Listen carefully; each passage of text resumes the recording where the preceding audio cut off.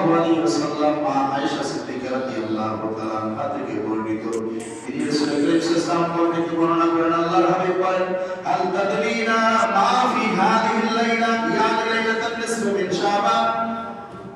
আল্লাহর হাবিব বলেন, হে আয়েশা, তুমি কি জানো এই সর্বরাতের রাতে অর্থাৎ লাইলাতুন নিসফি মিন শাবান, আরবিতে বলা হয় শাবান মাসের মধ্যবর্তী এই রাতে কি আছে তুমি কি জানো? قالت ما عائشة رضي الله عنها قالت ما فيها يا رسول الله ও আল্লাহর রাসূল আমি তো জানি না, আমাকে বলে দেন। فقال আমি বললেন ফিহা এই রজনীতে আইয়াতুবা কুল্লু মাউলুদি মানে আদম ফি হাযিহি সানা, এই বছরে যতগুলো সন্তান আদম সন্তান জগতে আসবে তাদের লিস্ট করা হবে। সুবহানাল্লাহ, কি করা হবে?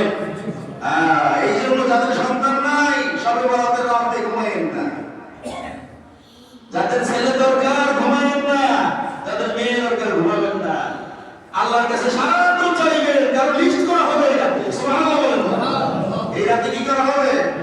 লিস্ট করা হবে কার কি সন্তান আল্লাহ দিবেন এক বছরে, আগামী বছর আবার সবে বরাতের রাতের আগ পর্যন্ত কাকে কোন সন্তান দিবেন আল্লাহ তাআলা লিস্ট করবেন। জোরে বলেন না সুবহানাল্লাহ। সুতরাং এই রাতটা ইবাদতের মাধ্যমে কাটাতে হবে, যার যার প্রয়োজন আল্লাহর কাছে চেয়ে নিতে হবে।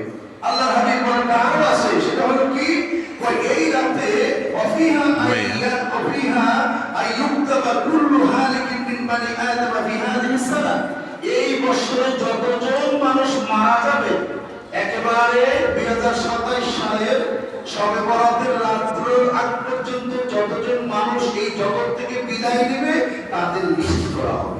সুবহানাল্লাহ। এই রজনীতে কোন রজনী? মঙ্গলবার। কোন রাত? এই মঙ্গলবার দিবাগতরা এই রাতের মধ্যে করা হবে, আল্লাহর হাবিব বলেছেন। এরপর আল্লাহর হাবিব বলেন ওয়াফিহা তুরফাউ আমালুহুম, আল্লাহর বান্দাদের আমলগুলো সব এই রাতে উঠানো হয়। সুবহানাল্লাহ। সুতরাং আমাদের আমলগুলো উঠুক এমন অবস্থায় যে আমরা মসজিদে ইবাদত করতেছি, আমার মায়েরা ঘরে ইবাদত করতেছে, এই অবস্থায় যদি আমাদের আমলগুলো আল্লাহর দরবারে ওঠে তাহলে আমাদের ভাগ্যটা ভালো।